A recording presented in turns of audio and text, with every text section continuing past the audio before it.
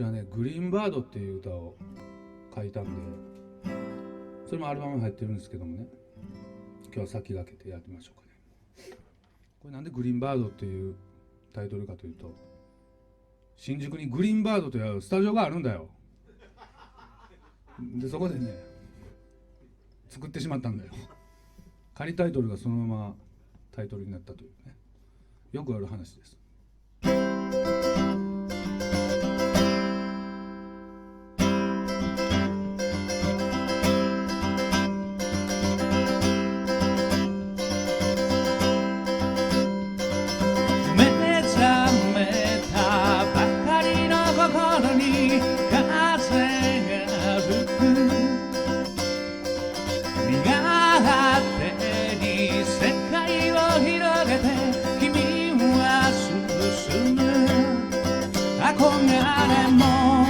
夢も持たず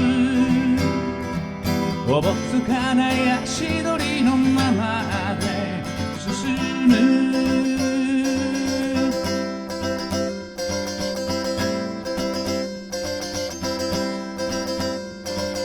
未だにこの空の謎は解けないまま向かい風を疑いもせずどこまで僕らは羽ばたいていけるだろうかさめく心のまま受け止めてくパノラマ神様のつぶやきそれを確かめるために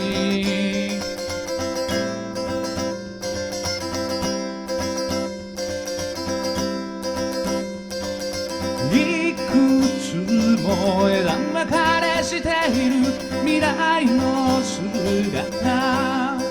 憧れと夢の果てにどんな自分を君が手に入れられるのだろうか孤独を掲げながら受け入れてゆくドラマここにいること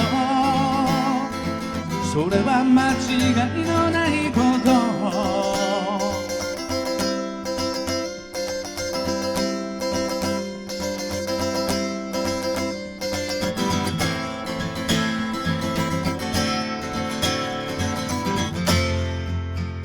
さあ何から始めよ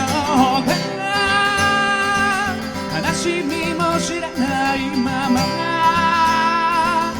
受け止めてゆくパノラマ眩しさに目を細めて羽ばたいたばかりの翼さわめく心のまま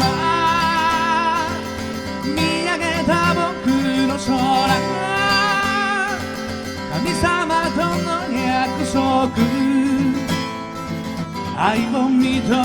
けるために